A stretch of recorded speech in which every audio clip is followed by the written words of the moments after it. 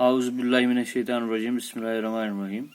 Plate bachcho, assalamu alaikum. आज इस topic तुलमुत class 8 chapter number 6 subject science topic नाव फूड प्रोडक्शन एंड मैनेजमेंट विशेष पढ़मुत आज तुलो अमुक exercise part question number 1 one name the following यहन नाव वनो क्या नंबर 1 गोडनुक part 5 requirements essential for obtaining good crop production तुम 5 रिक्वायरमेंट वनो यमो सत असल क्रॉप प्रोडक्शन नीर यानी यमो सत सोन फसल पैदावार सह नीर असल तुम 5 चीज वनो किमो 5 चीजों सत नीर सान फसल पैदावार ठीक answer 5 requirements essential for obtaining good crop production और यमो 5 चीज तुम यमो सत सन फसल पैदावार सह नीर ठीक तिमो मज गोडनथ राइट काइंड ऑफ सॉइल ये जमीन टुकरस पे यह ब्यूल वो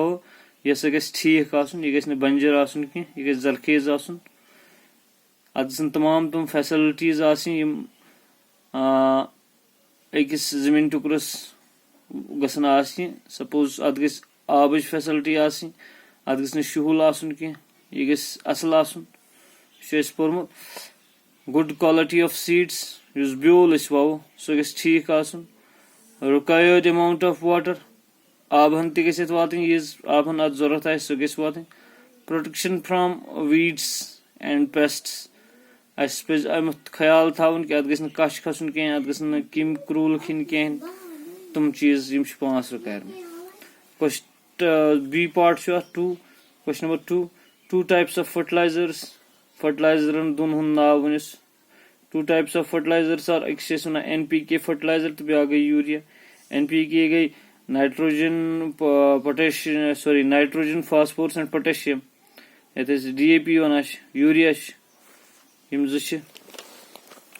त्रेम निश question number 3 some chemicals used to protect crops from insects pests and weeds तुम केमिकल नाव वन यमिस पान अत जमीनस छकान ताकि यह बच इंसेक्टों निश यह बच पेस्टों निश यह बच वीड्सों निश वीड्स गई कच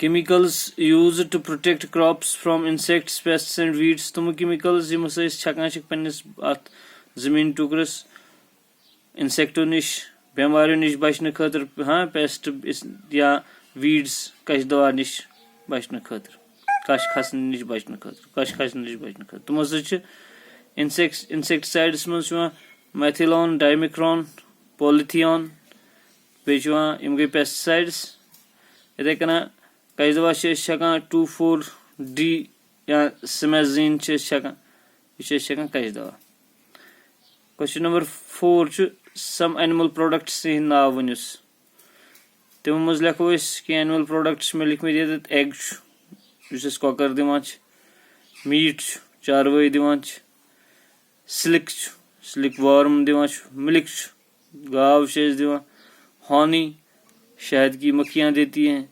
वूल तीर दिवान कट दिवान wax etcetera members of bee colony इन नाव बी कॉलोनी मज कुस members members of bee colony are workers yim sterile female yim workers yim females yim drones they are males the yus queen su female fertile female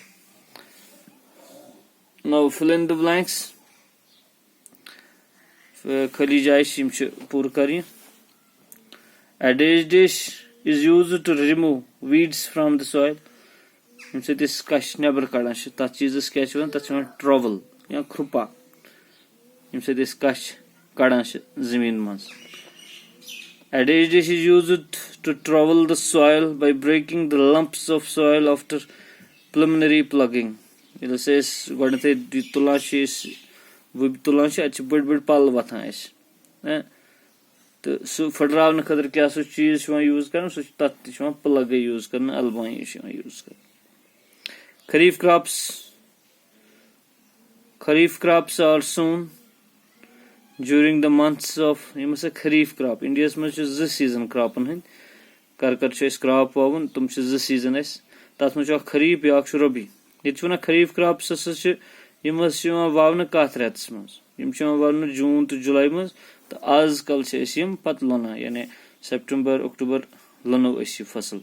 You says Womuta June, July, that's when a Kharif. They can use Rabishu, Suchima, Wavna, November, October, November, is Wavna, the Sunkin, March, April, is Pat, Satna. Dish seeds are not